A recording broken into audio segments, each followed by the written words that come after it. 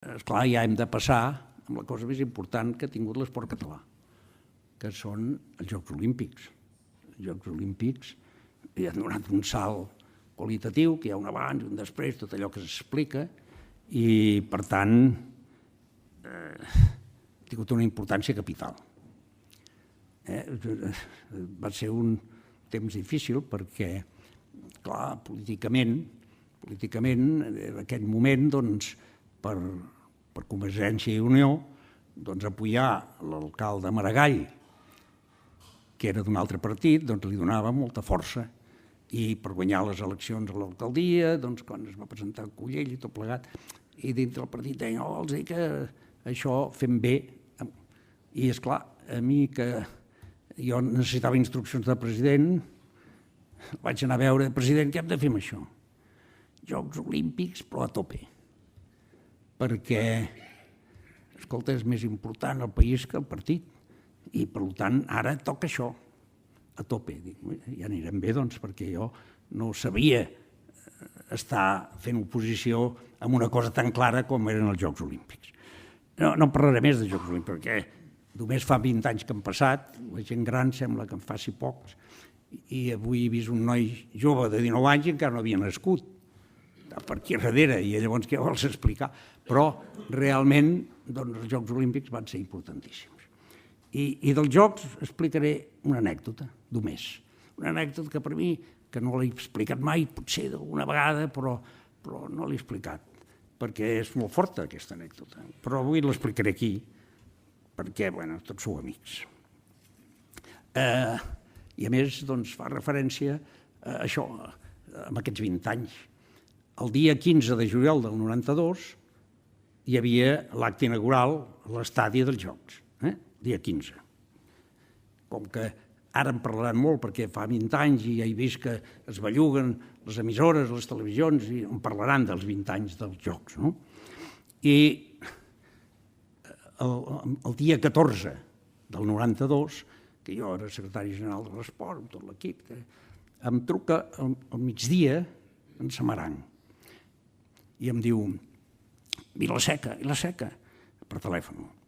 I vaig veure nerviós, diu, escolta, malgrat la confiança i l'amistat, sempre em deia Vilaseca, ara canvien les coses. I em diu, podries fer el favor aquesta tarda de venir aquí al Museu de la Ciència, que tinc reunits tots els membres del CIO, els entretindrem perquè els tenim aquí, que demà hi ha el d'allò i no sabem què fer-ne, i al final he pensat portar-los al Museu de la Ciència. El Lluís Monreal, que era un home important i que era de l'obra social, però la cultura els explicarà allò, amb traducció simultània, tots els idiomes, i després anirem allà al carrer Ferran, a la Caixa, ara hi ha la sindicatura, que era la Caixa, Samaranc era president de la Caixa també, recordeu, i allà farem un homenatge amb el Hans Herny. Hans Herny, que era un pintor suís, diguem-ne aquí seria en Jordi Lumà, per entendre's, l'equivalent, perquè era el Hans Herny. I li farem un homenatge, li posarem la medalla d'or. I ja està, i els tindrem entretinguts. Home, doncs ja vindré. Tenia molta feina jo, però si t'ho diu el jefe, diguem-ne, pam, cap allà, a les 4:30, allà al Museu de la Ciència. I al Museu de la Ciència arribem, i hi havia el Lluís Monreal, la princesa Margarita, llavors el príncep Alberto de Mònaco, tots l'Avalanche, tots 90 o 80, tots arrenglerats en una sala així, la meitat d'aquesta, però tots allà, una sala confortable, perquè el Museu de la Ciència no és qualsevol cosa. Avui es diu Cosmocaixa, però encara existeix el Museu de la Ciència. I he preguntat per no deixar, existeix. I en Lluís Monreal, jo, el senyor Samaranc i el Lluís Monreal. I tothom allà, sí, silenciós i quiet i mudats tots. Aleshores comença el Samaranc, dona el presentar, em presenta amb 2 paraules, i llavors, va, Lluís, ja pots començar.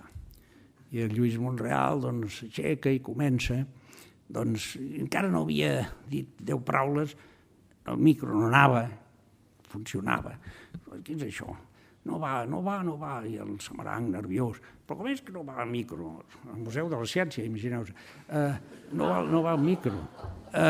Bueno, els micros, el 50% de vegades encara no van ara, I el Museu de la Ciència diu: Lluís, escolta, doncs aixeca't i digue-ho cridant i tradueixo a l'inglès i tal. I el Lluís, allà, pobre, allà, no sé què, torna a agafar la paraula i amb aquestes s'apaguen les llums. Però els llums, quedem a les fosques. Hòstia, Samaranc descomposat. Però què passa? Deia, què passa?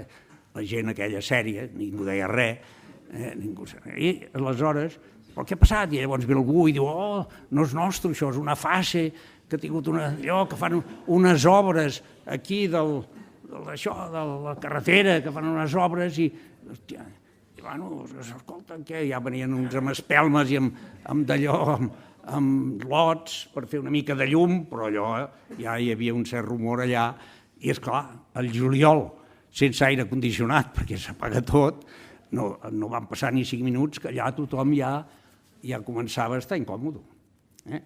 I el Samaranc, pobre, uns nervis, jo també, perquè el veia amb ell, i el Lluís, ja no t'ho dic, i aleshores diu, el Samaranc diu, fora d'aquí, anem-se'n ja cap a l'altre puesto on havíem d'anar, a l'homenatge del Hans Herni, anem-se'n en l'autobús i pam, i anem cap allà.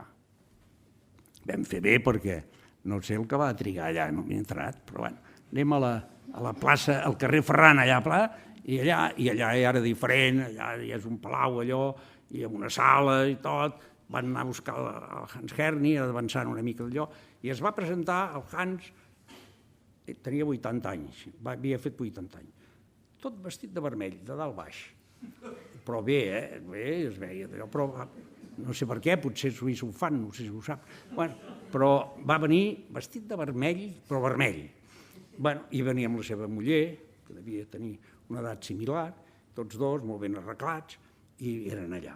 Aleshores, Samaranc, amb uns micros, que allà sí que funcionaven perfectament, va fer un discurset del Hans, que era el pintor, etc, i tots allà, peu dret, després un còctel, ja el Samaranc es va anar calmant. El Hans Herni va dir, jo me'n vull anar a Samaranc perquè estaven allà al Colón, anirem a peu, no cal que m'acompanyin, i se'n va anar. I encara no havia passat 7 o 8 minuts amb la copa a les mans, ve un corrents, que no me'n recordo qui era, i diu, senyor Samaranc, el Hans Herni és un tio, li ha agafat la medalla, l'ha estirat, ha caigut, s'ha obert el cap i l'han portat a l'Hospital del Mar. Hòstia. Què dius ara, el Samaranc? Què diu? Sí, li han robat la medalla. Hòstia, què diu ara? I diu, res, m'agafa, anem cap a l'Hospital del Mar, anem a l'Hospital del Mar, veiem el Herni allà amb una camilla que li anaven posant grapes, la muller allà tota plorosa, no, senyor Samaranc, no se preocupe, estoy bien, y el Hans, pero ¿qué ha pasado? Y tal y cual. Hòstia, el Samaranc ja estava descomposat. I aleshores, al final, doncs, ja està, anem, no hi podem fer res, nada, no se preocupe. El Hans, un home fantàstic, va dir, perquè al final ja no fèiem res, va dir, ja ens en podem anar. Ens n'anem, i llavors en aquell moment ve un, diu, portava la medalla, un mosso d'esquadra que prenia cafè en un carrer d'on li van prendre, es veu que ho va veure, el va poder trincar al final, i amb la medalla la va tornar aquell, es pensava que era d'or de veritat, i esclar, aquestes medalles grosses mai són d'or de veritat, són dorades, però el marroquí no ho sabia, pobre, i va quedar així. Bé, al final de l'anècdota, que potser m'he allargat massa, però aquest final és l'important. Ens n'anem i diu, t'acompanyo, tens cotxe? I jo dic, cotxe? Tinc 2. Però més, dic, sí, tinc el cotxe que anava sempre, però me n'han posat un amb Mossos perquè estem sota vigilància especial. L'endemà hi ha els jocs, tota la cúpula organitzativa, doncs, escolta, dos. Un que anava al costat i que feia parar, m'ho dic, el cotxe me'n sobra. El que no tenia era temps i uns nervis tremendos. I em diu, però vine amb mi, vine amb mi. Vaig pujar al seu cotxe i ja t'acompanyo. M'acompanyava i pel camí va estar un minut o dos, a mi em van semblar 10, callat. I jo me'l mirava de rebull i pensava, és que ha estat horrorós tot això. I em diu, jo no sabia què dir.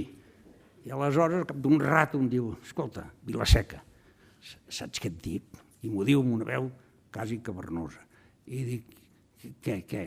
Diu, mira, si demà, que és la inauguració dels Jocs, passa un 10% del que ha passat aquesta tarda, m'hauré de suïcidar. Però així ho va dir. I ho va dir, jo en aquell moment, creient-s'ho, perquè, esclar, ell se sentia responsable del joc, se sentia responsable, imagineu-vos que no pot anar, que no s'encenen les llums de l'estadi, qualsevol cosa que havia passat amb l'altre estadi, que havien passat coses d'aquestes.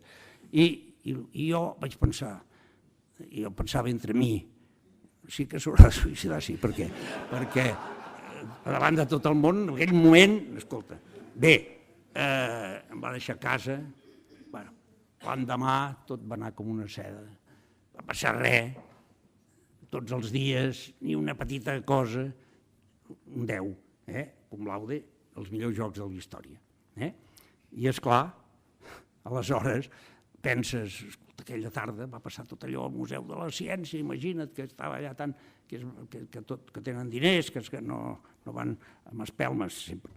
Bé, aleshores he explicat aquesta anècdota perquè jo crec que és significativa d'ell, de l'estat d'ànim, d'això, i que després ja no ens en vam recordar mai més, perquè allò va anar tan bé, clar, i tothom, felicitacions per tot arreu, i a la unitat, que això, tot plegat, tot fantàstic, tot. I jo també, després reflexionant, penso, sí, va anar tot fantàstic i un 10. Però vam tenir sort, perquè sempre en la vida hi ha un factor de sort, perquè havent-ho fet igual i tot plegat, doncs, esclar, ve un beneit i tira una bomba, un beneit, un terrorista.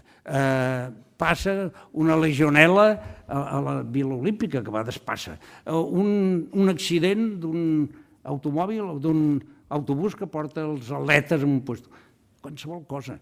Escolta, i allò al final no va passar una desgràcia perquè Déu no va voler, que era que van pujar tots els atletes a sobre aquella, com se diu, tarima que no estava pensada perquè hi pugessin allà 1.000. Estava pensada d'allò, vam passar un moment d'esglai, perquè diem, si allò se'n va baix, no en parlem més, no? Doncs podien passar coses que no va passar absolutament res, la tarima va aguantar, tot va anar bé. Per tant, sort també. A la vida, sort, i amb l'esport no cal dir-ho, que es necessita sort i molta sort. Bé, les anècdotes van bé, però aquesta és bona, perquè no la sap ningú. Estic fent un llibre de memòries, que també li posaré, però a vosaltres, com que no l'explicareu, per això us l'he explicat.